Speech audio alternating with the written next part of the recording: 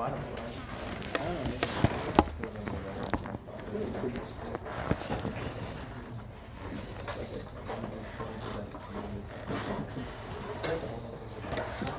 believe it's April something. April 7th, maybe? Yeah. April 7th. It's coming up fast, isn't it? Chapter. Wait, no, we're Nicholas. 9, 10, 11.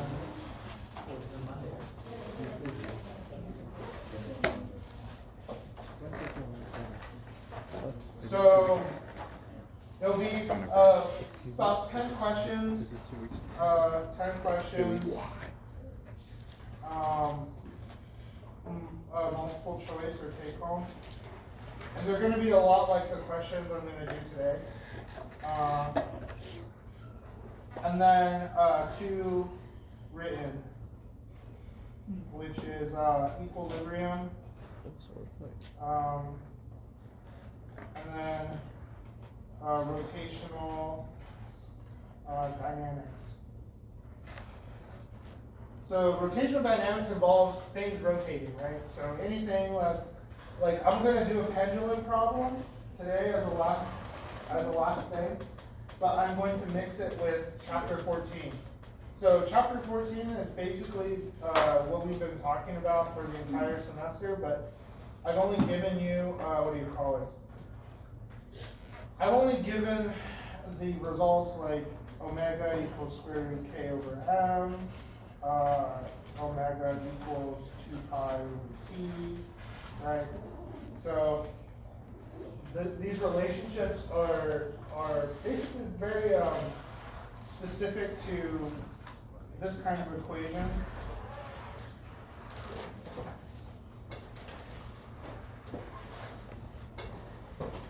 Right? So if you were to rearrange this, you get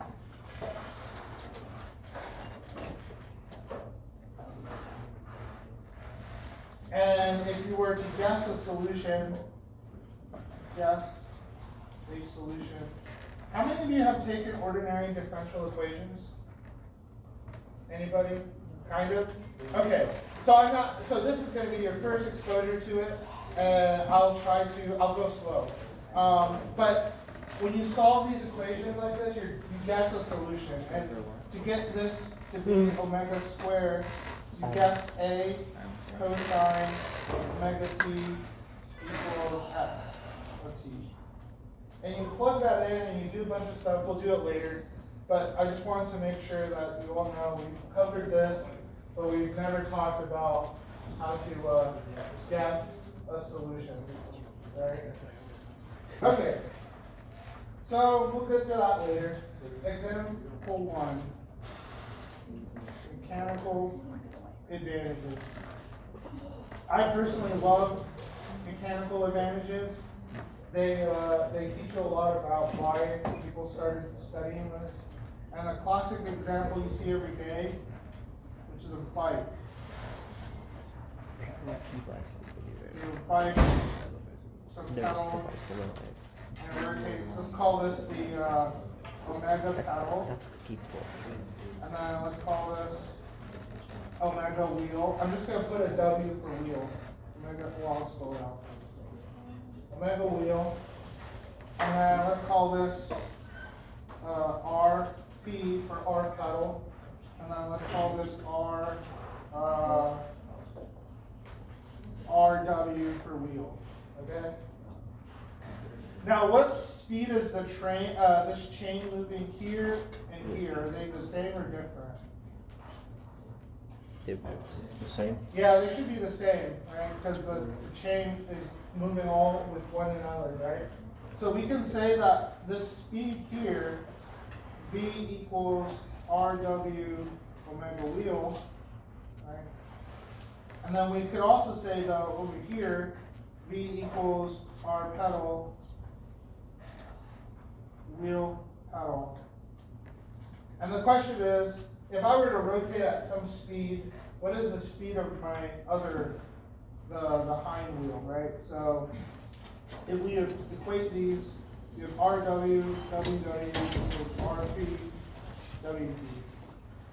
And I want to know how fast this is. So this is omega W equals RP over RW WP.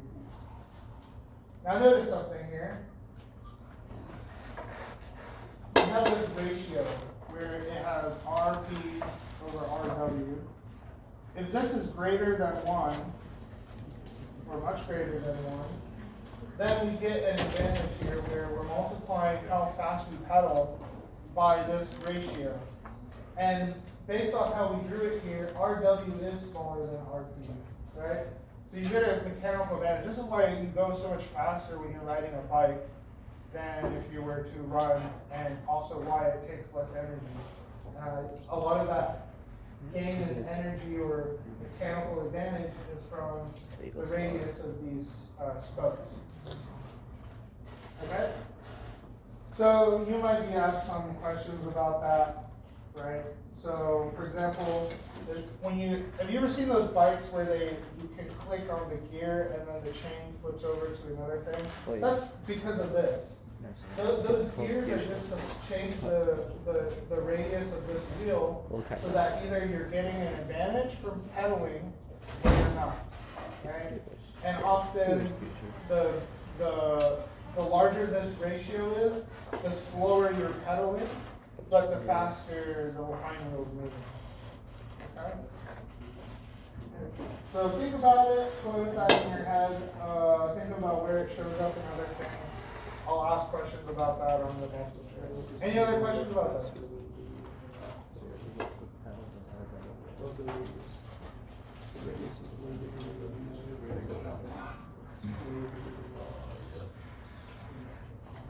Okay. Yep. Like what specifically on the exam would you be asking? Like I understand the concept of mechanical advantage. Right. Well, I mean, given some radius R, I want to switch to a new speed. What gear size should I switch it? Right? Okay. But that's what I mean by think about this problem. You can ask any questions, right? You have 4 variables here. You can ask 4 different questions about this problem. Okay? Yeah?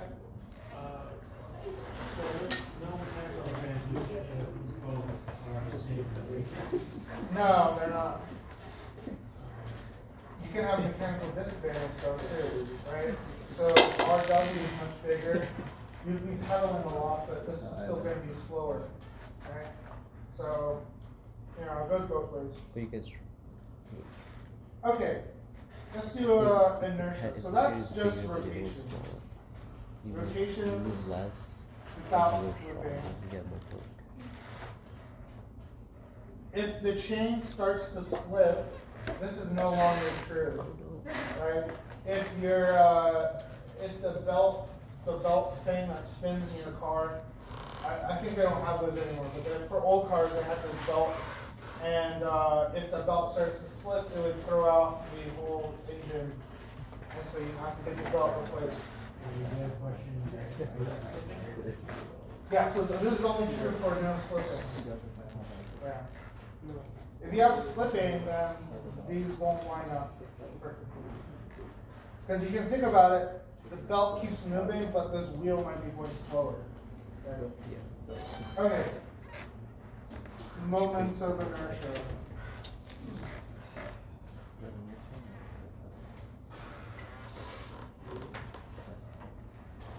So this problem is 9.84. And it's basically, you have a rod, and then the rod gets bent so that it is a square. And the question is, what is the new moment of inertia about this axis? So the axis sticking out. So the axis sticking out in the center, and it rotates. And so it's a little square that just spins in the plane. Where should I start with doing this? The weight. Oh yeah, little thing to note. Each side is of length A, right? And then this is the total length L. Let's call this length capital M. Okay. Okay, I can start with a rod. All right. So if I start with a rod, should I start with a rod of length L or a rod of length A? Just say that. If I start with a length L, how will I do the integral? Each side is A. So it's just A for is equal to. Really, this amounts to an integral, right? So like if you look, you either use the parallel axis theorem, so IP I center mass plus It's the four M legs of the rod. E squared. You either use parallel axis theorem, What's the parallel theorem? or you can use an integral. Your book says to use this. I am also going to use this because this integral requires us to do some things that I don't think we're ready to do in this class. So take for example, I'll just line it out for you a little bit here. Suppose you have this piece and you wanted to do the integral, right? So this is I equals integral dm r squared. This r is the distance from this center, right? But your r isn't constant. Here, your r is, well, let's say this distance is a, so this is a over 2 from here to here, right? So a over 2, so this distance r is square root a over 2 squared plus a over 2 squared, right? That's that distance there. But the distance from here to here, it's a over 2. So your r is a function, right? So you're literally, instead of doing an integral like a circle, you take your circle and you bend it into a square. So basically, if you have some integral, let's just r dr d theta, you got to convert this to r dx dy, right? But then you also have to deal with this edge here. There's a sharp edge which causes what they call a singularity or discontinuity in the equation, and you have to get around that. And to do this integral, you have to do something called conformal mapping. Conformal mapping is a very interesting area of mathematics. It's basically complex mathematics. So what you do is you take so let's say you have some function x, y, you take it into a function z. And this z is just x plus I, y. And by doing this, you can go in between two pictures of a radius circle where you have these polar coordinates, or this. But yeah, that is totally out of scope for this class. So let's go back. Let's do parallel axis here. IP equals ICM plus M E squared. Right, that's the definition. That's the definition. And so let's look at this problem again. So we want to start with a rod. Well, what length rod should we have?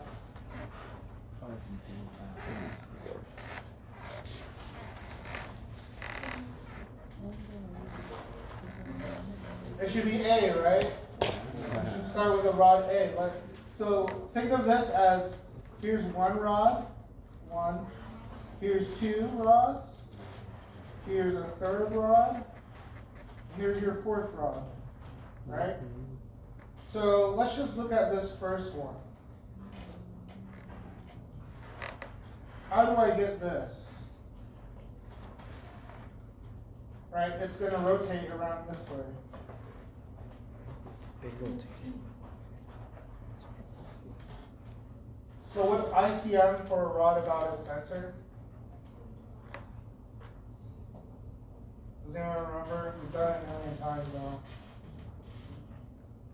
I thought it was just So if the rod was here, big rod. it would be spinning like this, right? So it's a lot like it's spinning about this center. And we did this integral in class, I'm not gonna do it. I believe it's 1/3 ml squared, right? If I'm wrong, I'm wrong. Just look it up, right? Thank you. Okay, so now I want to move this though to this distance, which is a over 2, right?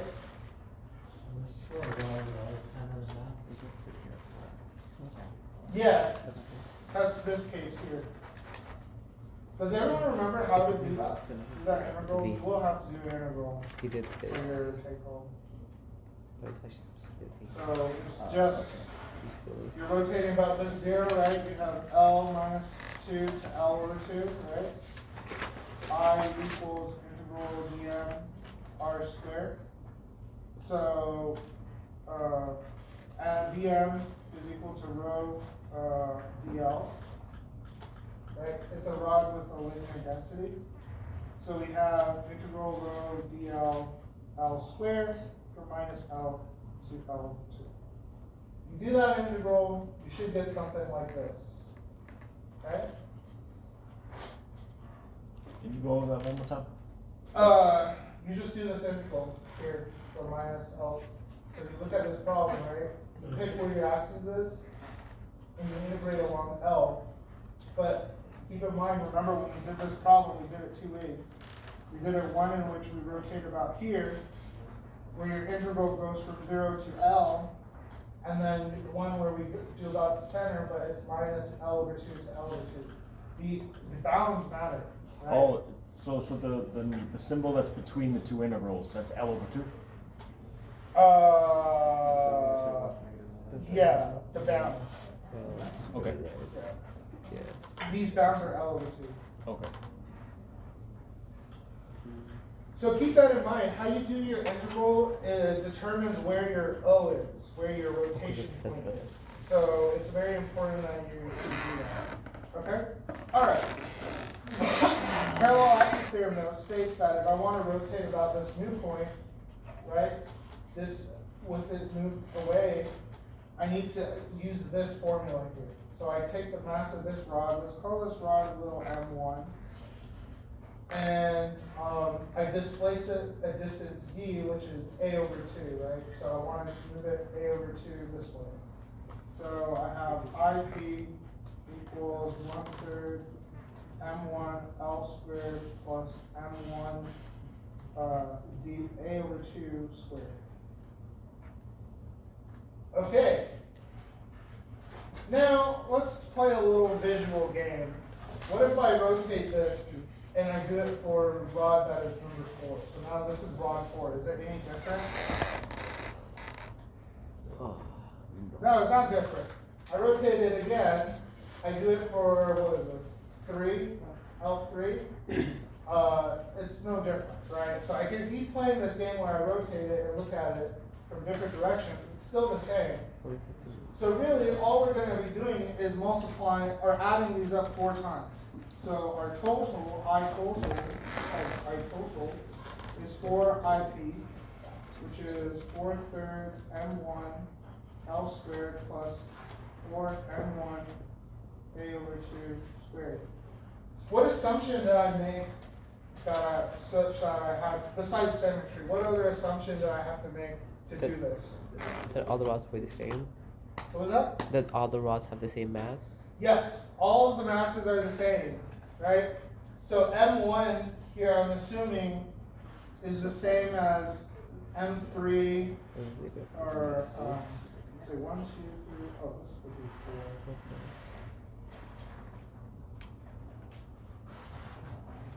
4. I'm assuming all these masses are the same around here, right? But, remember, this is M total, right? So if all of these are the same, then M total equals 4M1, right? And if I plug that in, then I get I total equals 1/3 M L squared plus M A over 2 squared. Okay? And then you can also plug in what you know L to be. Sorry, this is supposed to be A, right? A. Right, because this is length A. Okay. Make sense? Yes. Wait. That capital M equals 4M. It came about because this is total M, right? This whole thing has a total M. That makes sense. I'm looking at a small piece of it, and there's What? 4 of them. So like, They're all we covered this rotation, Right? this rotation All the, that all, it did okay, on so the all the point 4 before, little M's equals which gave us this equation, Yeah. this equation, right? Yeah. And we just plugged in for A, which would be the length, and their mass 1. But to Yeah, get so for if you this were to full do this thing, problem any it's other 4 way, times it would be for a each very side, difficult right? problem. Yeah. But And then you M1, should get the same answer. 4 times, it's just that. So- We just made it in here. By the way, this is how they find solutions Because for M4 integrals. and 17 is Sometimes. this What original. they do is Technically, this they, has mass. they'll have a very complicated Okay. structure or shape, and they can measure in the lab very easily the moment then- of inertia. So for example, take this paper. If I were to just hold this paper and let it dangle, the moment of inertia, or the center of mass is always going to be around this area, right? And so if I were to pick it here, it rotates again such that the center of mass is here. And And then then it's rotate here, and then again, and again. And basically by doing this, you're mapping out where you find your ICM, right? And then you can just rotate it and measure energy, and then get your ICM value, right? Because you measured in the lab, this is a scalar. So you can equate an integral to your ICM, measure it in the lab, and now you know the solution to your integral. Right? Okay. Next problem. Bolt cutters.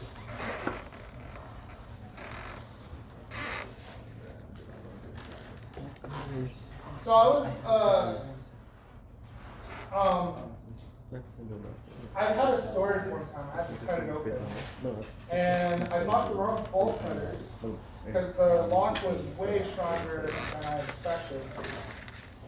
And so I kind of wanted to think like, how do I need to buy new bolt cutters, or is there a way I can get around it? There's no way I can get around it. It's because the material that was used in the actual lock is way stronger than the material used in the bolt cutters. So it just bends the cutting portion. So it doesn't matter how strong I was able to make it, it wouldn't have worked. So we're not going to talk about that. What we're going to talk about is how to calculate how strong the bolt cutters are.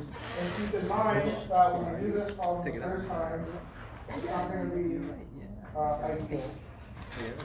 So, ideal in terms of construction. Ideal very much in terms of physics.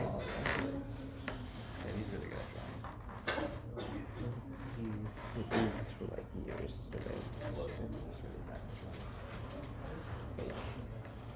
if I take this as much as I'm gonna he put did, RJ. I know bad drawing. RJ is short for R jaws, so the jaws of the bolt cutters.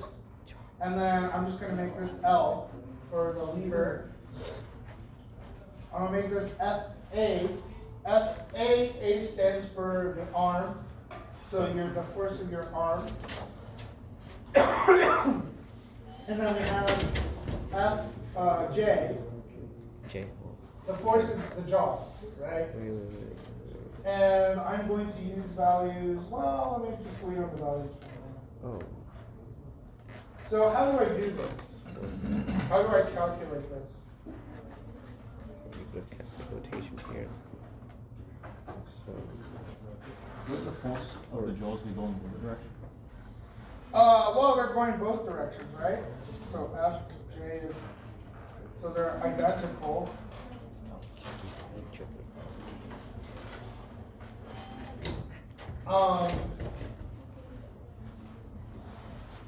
So where do I start? I guess we start off. So this is where every person who does the homework, or by the way, I haven't uploaded homework yet. I will do it today. You'll have 2 weeks. Everyone who's reads these problems, right? You got to think of where to start. What do I do? What assumptions do I make? Let's say I had a wire here and I was applying the force. Is the bolt cutters? Let's say I don't necessarily cut right away. Are the bolt cutters rotating or no? No. No, they shouldn't be, right? These two forces are canceling, right? And these two forces are canceling. So the torques cancel in both directions. So the sum of torques is 0. Okay. Next part. Is the bolt cutters moving up, down, left, or right? No. No, so this should be 0. Okay. Really, we only need this one because we're going to be talking about this point P. If we were to look at this, this is a little bit different. This is like a lever with RJ here and FA here. And when I put a force here, the force goes this way as well. A perfect delivery, right? The only difference is this is the length L and this is the length RJ.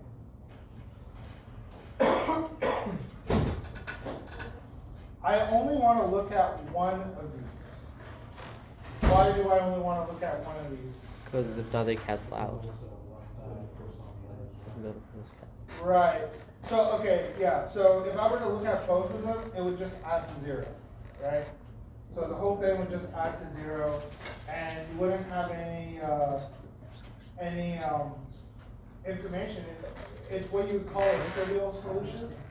So it's when the whole thing is just 0. It's called a trivial solution. It's an obvious solution. It's like these two things are equal. They should cancel, right? So we're only going to look at one side, and we have RJ times FJ. And remember your right hand rule, so let's make this out. Because it's from the. Let's make Ours that is from like positive, the little right? pendulum. It's So from we here. put our hands in direction It's of this here, so it's from the positive. hard torque. We put our hands in direction R and rotate, that goes this way. The length. When we put our fingers in the other way, it comes out So it's just on like this way. So they're both positive. R is Well, actually, the no. force. The rotational torque. No. No, because actually is the L, you should just like use it. 0. Because yeah, rotational torque. And when we solve for this, Right. we should You have know, like, RJ, use the letters. J equals LFA minus, and then we have FJ equals to minus LFA over RJ. It's myself. Why is it minus? It's going up and one is going down. It shouldn't be, right? It shouldn't be. This is just an artifact of the rotation. Okay? Yeah, we should be So doing it too. you can do plus or minus, it's up to you. It's just how we wrote out the problem, right? So this could be plus or minus. It's how you constructed the problem will tell you. Okay? What do you notice here? Sure, that's actually, but he just wrote a different thing. Or ask him actually. Is L bigger than RJ? Yes. Right. So L divided by RJ is greater than 1, right? So whatever force you apply with your arm is going to be multiplied greater than 1. So the force of your jaws will be much greater, right? So to give you an example, let's say you exert 200 newtons for your arm, and then your length here is about half a meter, and then the jaws is about, let's say, a centimeter. If you plug all these values in, you get roughly Fj is equal to 5,000 newtons. So you double the amount of force you can exert. This is actually wrong. In real life, it is about 20,000 newtons. So what did we do wrong here in our setup? How do we improve it? Because we gotta double it. Because it's 2 of them. Yeah, you can make it double. So think of it this way. If I were Because one to is pushing down and the attach other is another both pushing down. lever to this end, and then have that be attached to another jaws. Now, this jaw exerts 5,000 newtons onto this lever, and then whatever these levers exert on, you'll get another multiple of that, right? This was the exact thought that people had with these bolt cutters when they were first made. It's like, okay, I have 5,000 newtons, well, why don't I just make the 5,000 newtons my arm for another bolt cutter? And so they came up with a new design. I'll see if I can draw it. And it's basically turning the whole thing into 2 levers. So this is another one. But it's not only that this arm is very we force on have- this this job. It's these two exerting the same force on a single one.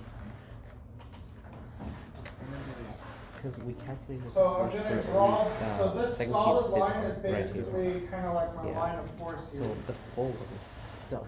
And this here is And if a there's another rotation pair or a of cutters screw. here, then So the the force screw. with this arm is not only going to be the force of this arm, but also this arm.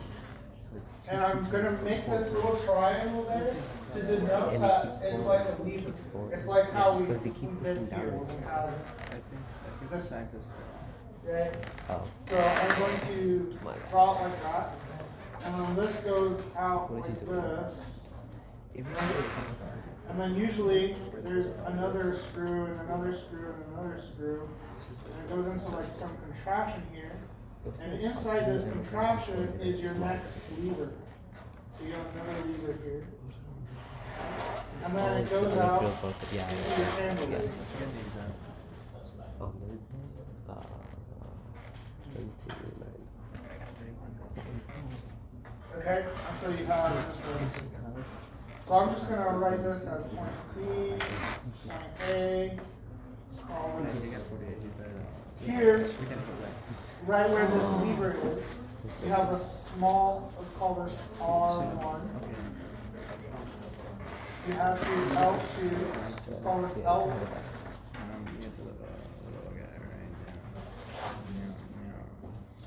L1. And then question that, and for some reason, You have question L3. It's 2 times, And then let's call this R2 4 times. for the draw. What are you saying? Okay.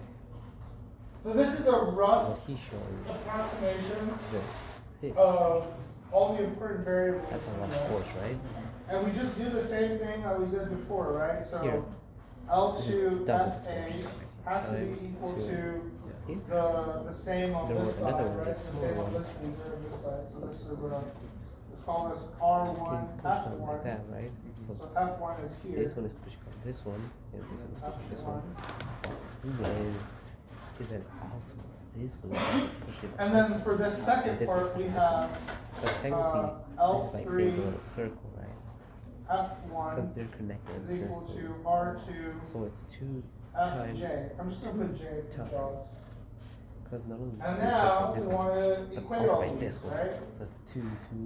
So we have R2 L3 And so, like, F1 This equals one to is FJ. not is feeling 2 times the But force. This F1 one feeling 2 times the force.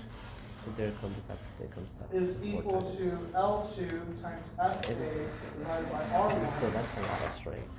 right? That's really strong.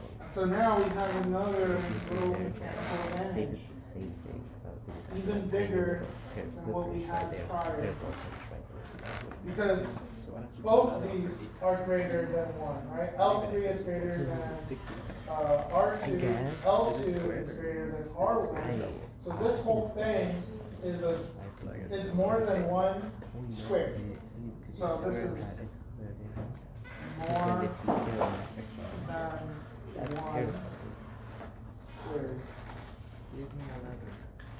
So let's look at some values. If we had FA the same as Because then before, this 2,000 was- units, or 200 units, sorry. 2 times, 4 times. Did I put 2,000 for the I last think that's example? 60. Yeah. It's 200, not 2,000. 2,000 units too much.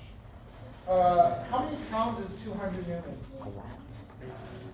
At least 5. It's about 45 pounds. Okay. Roughly.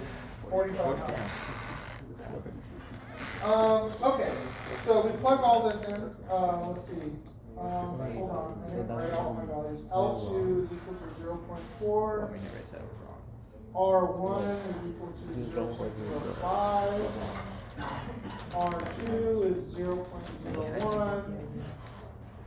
If we plug all these values in here onto this right side equation, we get Fj is equal to 16, he's calculating force with the extra pair of clippers.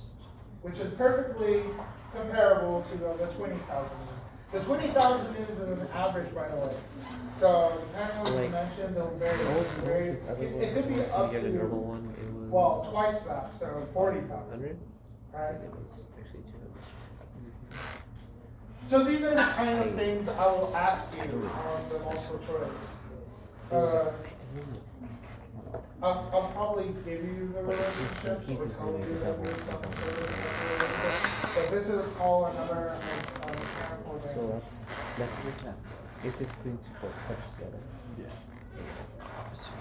Question.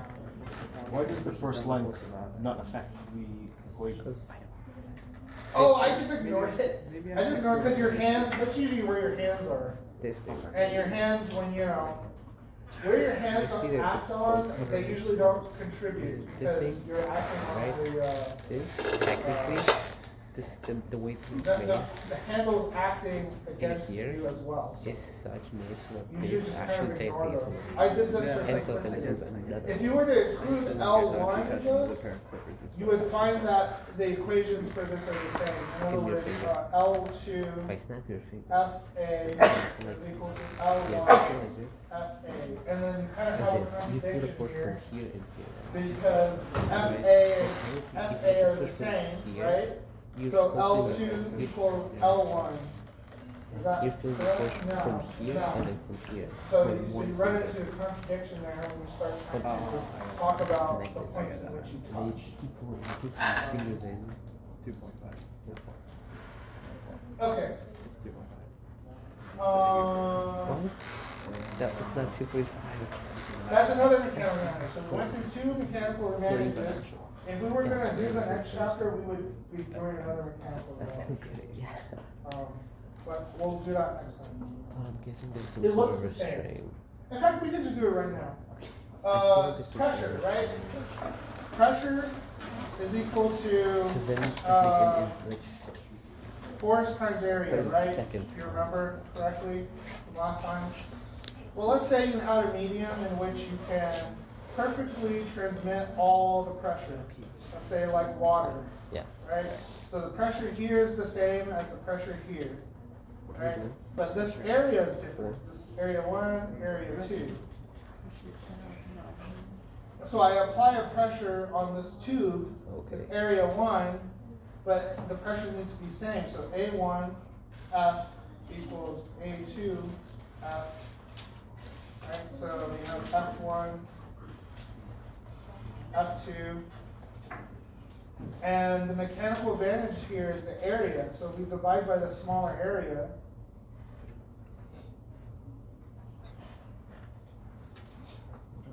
the force that you need to, well, actually it'd be better the other way, so. How do I do this?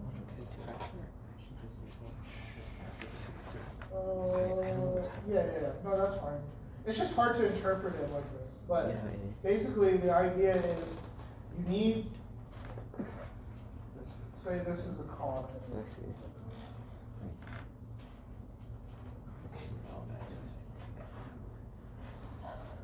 We have, this is the pressure that the car exerts on F1. Oh, yeah, understood now. Right? That's weird. So your car exerts a very high pressure due to this very tiny area, right? But you can also think of it in reverse. You can do the opposite, That's what where you need where you want to reduce the amount of pressure, so you Where can the car? multiply over and do the opposite. That's up too. Right? But we're gonna get that into the next course, which is fluids. This is a hydraulic Barrels, yeah. There's no carbon in this solution. advantage. Oh, also hydraulic advantage. That's It's actually a better advantage than mechanical. MIT robots, right? All of it is pneumatic now. And the reason is because they can do these very small areas to create very large pressure or very large force in very small areas. And there's no loss, so we'll talk about it next class when we go over this topic. But molecules, when they collide, they don't ever actually touch. There's a magnetic field just the here, little guy, yeah. and this magnetic field causes a repulsion between the two molecules. And so if you think about I it, did a lot of this exertion of force in high is school. almost I did a a lot perfect of mechanical elastic advantage. collision. A lot. And because of that, all the force in this water can be perfectly transmitted through this tube. Like if you don't That's want to the go trial and physical error, if you want to reason just go like one straight ahead. But anyways, calculations, that's you know, next class. We'll if return to that your later. like But water costs that's- like $1,000, this is more- $1,000, people it's not Okay. cycle or something. Okay. All right, I wanted to do this problem, but I think I might hold off. Just Yeah, let's changing the do it. gears or oh no. So this problem is in your book. It is It 1120. makes a lot of sense. I don't like it. Everyone has a different solution for this problem, and it's kind of fascinating. So I kind of want to do it. You have here some object that pivots. There's a cord, That's you me. see. There's a weight, It's Michael Jackson. WB, Oh wait, never mind. and then there's a center mass here. It's called weight of the crane. So this is like the crane. Center mass is here. This is RCM. This is a cord up there. This length here is L. Okay. This total length here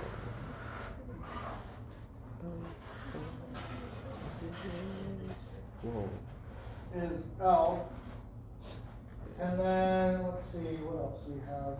That's a We have a lot. bunch of angles. We're given this angle, which is 55.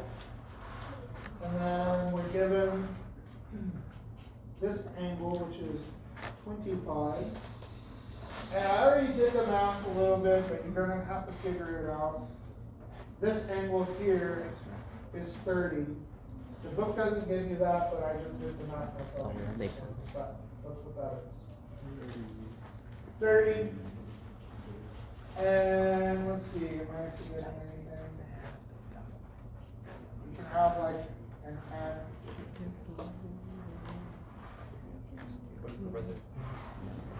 L is the pivot point, right? Capital L is the length of the total thing, so this is 16 meters. Little l is where it attaches along on the cord, and I believe this is Wait, what? 13. Oh. And then the RCM here, RCM equals 7. And Two. that is it. The question is, what is TC? So what is the tension in this cord? I put, your book says T cable, I just put TC for that. Okay, it's not moving, so we know that this needs to be 0, now this needs to also be 0. Okay? If you were to do this equation first, you would need to find, you would need to know n, so What's that? the normal force on this pivot point, right? But we don't know n. And if we don't know n, what we could do is we could look at tau from perspective of where n acts on, right?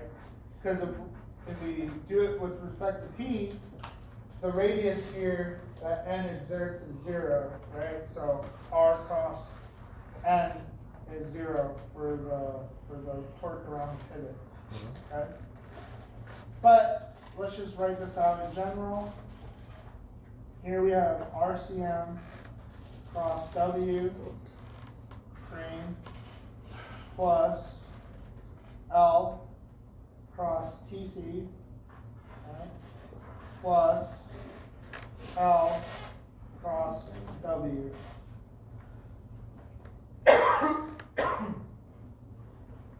Am I forgetting any forces?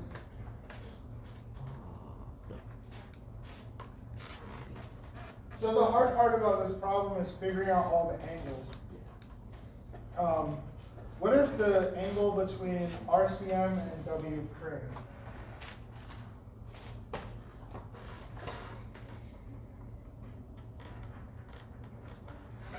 This will trick all of you on the multiple choice, by the way. Oh, Is it 55 or is it 55 plus 90? 35?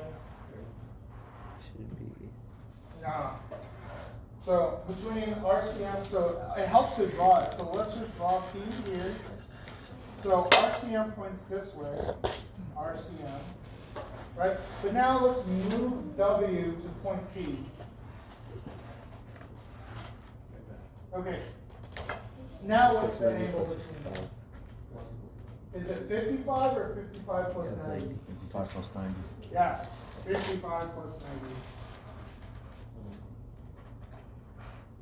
90. Okay, let's actually just do this by each one of them. So L cross TC. What's the angle between them?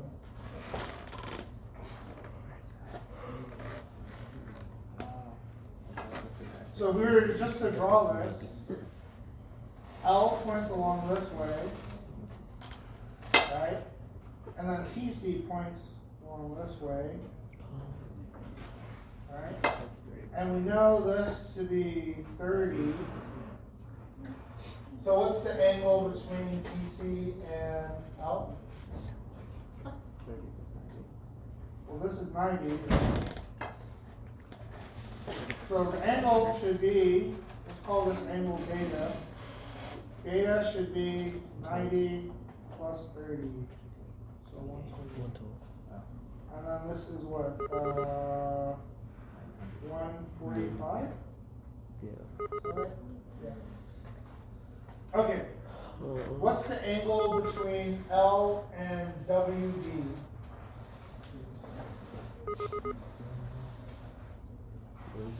Is it equal to theta or is it equal to beta?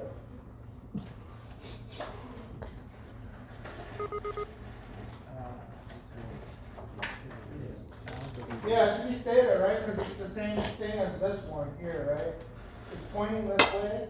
We move it down and it's 55 plus 90, right? This one is pointing this way and we move this back. It's still the same angle, right? So it's theta. So let's just write this out now. So we have RCM, W crane, sine of 145, plus LTC, sine, what did you say? Just beta, right? So 120. and then plus L WB sine 140 equals 0. And now you just solve for TC, right? So we have, oh, one thing, we didn't do direction, right? So we need to add signs to these. Okay. So R cross W, let's actually make a direction. So we have X, we have Y, we have Z, Z points out. So Z pointing out, that means this is the positive location, right? So R cross W points into the paper, so this is negative. L cross T points out of the paper, so that stays positive. And then capital L cross W points into the thing, so this becomes negative. Okay. Make sure to always do that. Alright? And then let's solve. So we have LTC sine of 120 equals RCM W crane sine of 140 plus LWB sine of 140. And then we just divide by L sine of 120. So we have TC equals RCM W crane sine of 145 plus LWB sine of 145 divided by L sine of 120.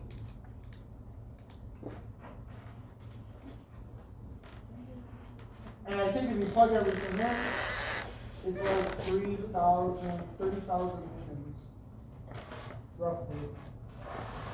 I think it's actually a little bit more, but I just rounded. Wait, Professor, why is that WLB sign positive? I thought you made a negative on the top. Yeah, I did. And then you So when you have this here, right, I just added it over, so everything's positive, and I flipped the equation. okay. I tend to flip my equations a lot, so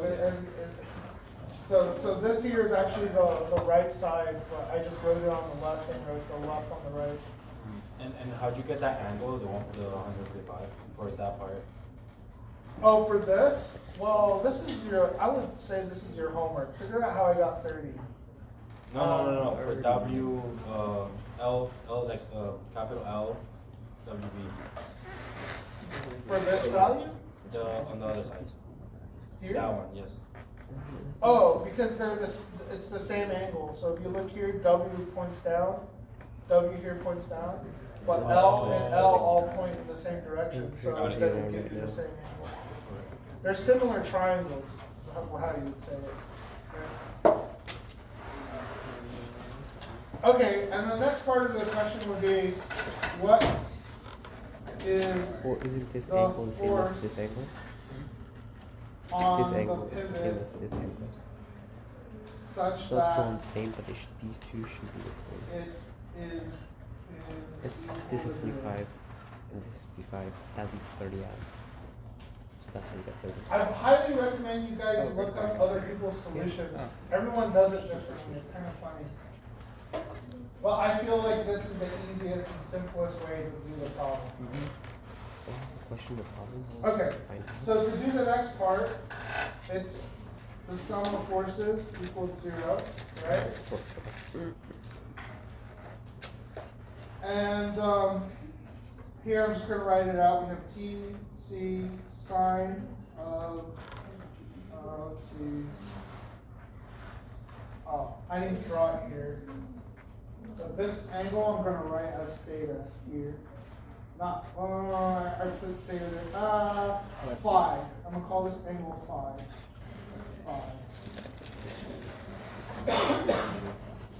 And by calling that phi, TC,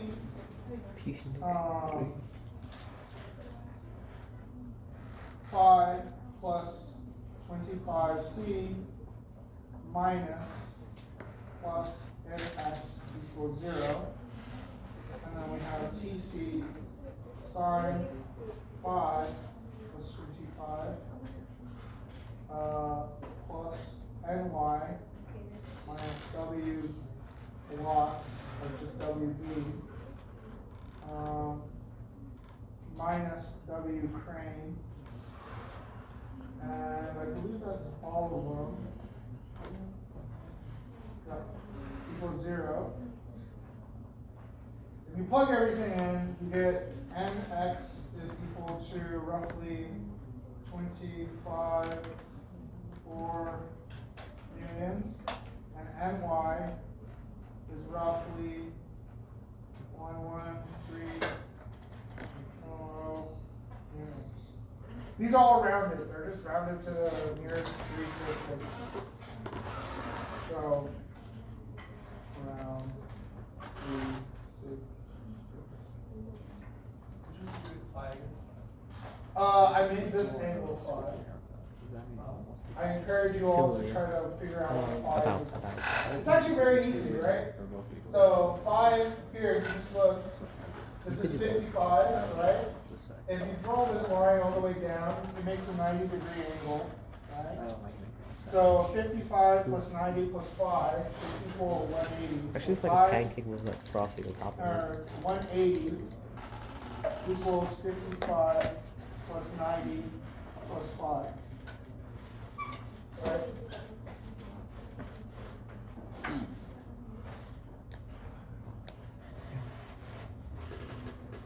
Okay, so back to this. If we plug in these values and we do what direction is it pointing in, let's say, let's call this direction.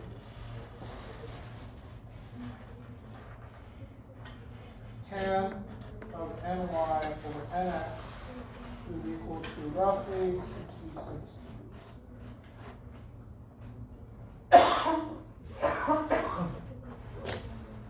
So it's kind of like how our picture drew, right? This is 55, so n is roughly 66.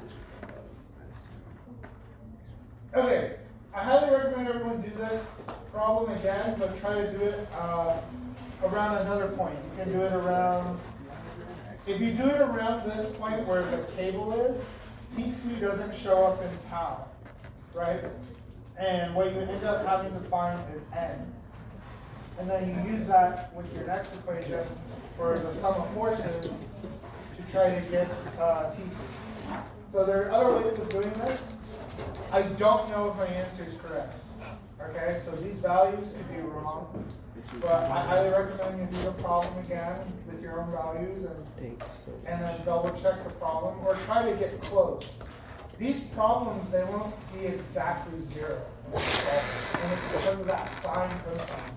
You kind of imposing a little bit of error when you do the sine cosine. Because if you think about it, it's a digit, it's a very long digit, right? And depending on the size of the number, that very long digit can be amplified when you do the sine. If you look at the muscle problem we did last class, and you try to add up all the values, you'll find that the nx and the ny don't quite add up to 0. They're just slightly off. 1 unit, 2 units, 3 units. It's because of that rounding error. Okay? So be careful. No, it's just Keep things in whole numbers or in symbolic form as long as you can. Till the very end. Okay. Let's see. This is real 5. Okay, yes. The last problem for today. It's got to be on your exam. It's still on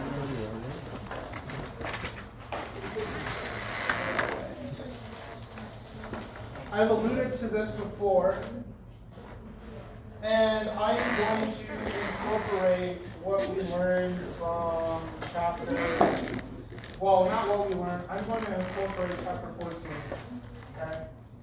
But we're just going to do the first part of this problem, and we won't do the next part. We'll do the next part next class. Okay.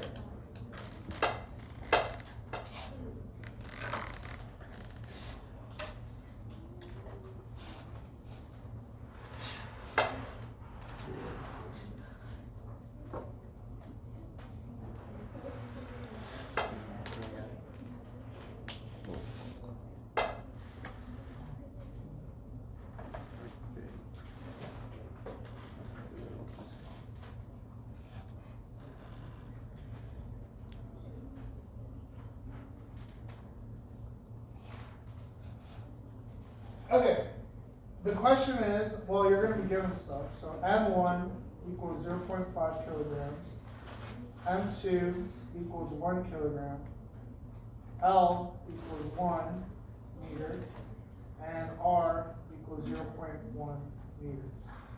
The question, what is the period?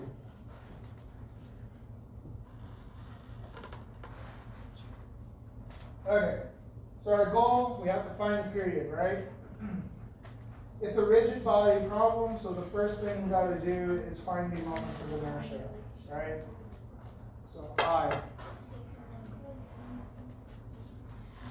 So what's I pendulum? Well, we know I rotating, we're rotating around this point P, right? So for a rod rotating about the M, it's equal to 1/3. Is it 1/3 or is it 1/12? I think it's 1/12, It's right? 1/3. So 1/12 squared. Okay, it's 1/2. Actually, okay. Is it 1/12 or 1/3? 1/3. I think it's 1/3. Is it 1/3? Yeah. So the last problem where I did 1/3 or whatever, that was probably wrong, but let's double check. Okay. You have it, I mean, you have it set when it's not moving on a rigid pendulum, set to 1/3. Is it 1/3? Okay, I'm just gonna trust you. Alright, rod end is 1/3, M1. Okay, yeah. Okay, 1/3, and then I just You still need to is equal to, this is about the center mass, right? I disk about the center mass is 1/2 M2R squared, right? But remember, this is displaced, it's displaced the length L and a distance R. So this, we need to write it as I disk equals 1/2 M2 R squared plus M2 L plus R. So I just use the parallel axis there and there. And then this is already done, so this is 1/3. 1/3.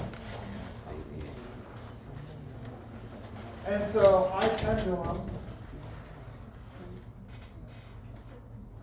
is 1/3 M1 L squared plus 1/2 M2 R squared plus M2 L plus R squared.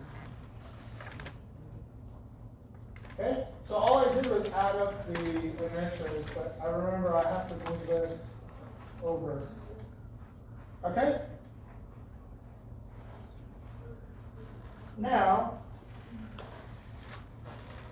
what is the total force on the system?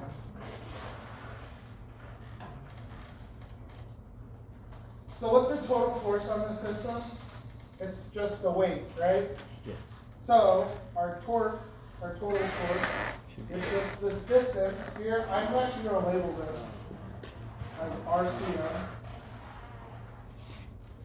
So it's RCM cross W, right? So RCM cross W gives me RCM W sine of theta.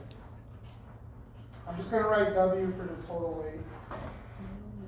And then this is equal to I pendulum times alpha. Okay? Now this is very general, right? I pendulum could be something else. It could be I rotor, I cog, I something.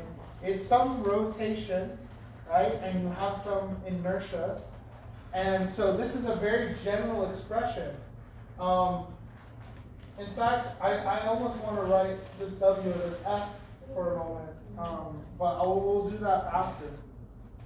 So just writing this out, alpha is equal to dt theta, second derivative, right? Remember that? And so we just look at this. This gives us dt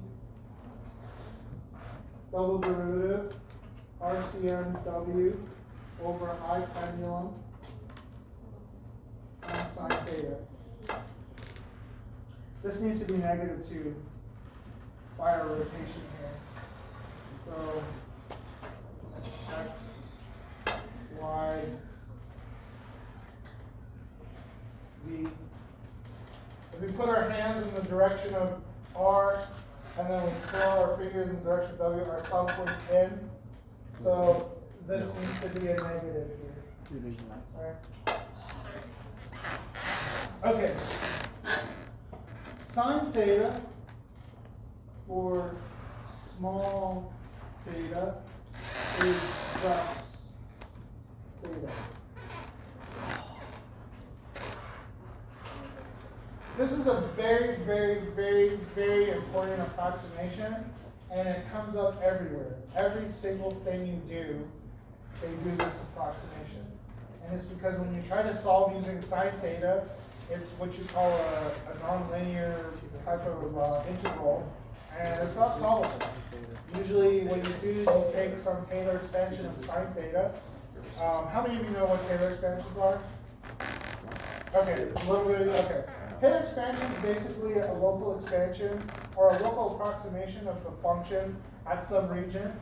And a lot of times what you do is you just take the Taylor expansion and you assume theta is very small, and you just do it up to the order in which your theta squared, theta to the 4, theta to the 6, whatever, becomes so small that it's negligible to your results. And then you just throw away the rest of the function and you just have what's left. But we're going to do this for this, because if we try to solve this, it's not solvable. So we have e to theta. I would say anything less than 1. 1 radian. Anything less than 1 radian I would consider small. I would say anything less than pi would be, yeah, anything less than 10 degrees, whatever that is in radians. But assume for all problems that you'll encounter that it is small. Okay, so now this is kind of where we're going to stop. This function is what you call a simple harmonic oscillator. Simple, and this is chapter 14. Chapter 14. Simple harmonic oscillator. And this thing out front, right, this coefficient is omega squared. Okay? So omega squared is equal to 4 pi over t squared, right? Which is equal to RCMW over I pendulum. I'm just going to put IP there. And if we just solve for t here, we have t is equal to 4 pi IP divided by RCMW squared. It's an I or a T. Some interesting things here. Notice that when the weight increases, the period becomes smaller, so it becomes fast. So the more weight you have, the more it just kind of wiggles back and forth, right? Have you ever seen a big heavy object hanging on a cord, and the cord kind of just vibrates and just wiggles there? Yeah. That's what that is, alright? That makes sense. If you have a longer pendulum, so a longer arm, the period also decreases, which is kind of interesting. That's all the music. Okay, Oh my god. anyways, that's that. We'll go over the solution for this next class. Can you go up a little bit for a second?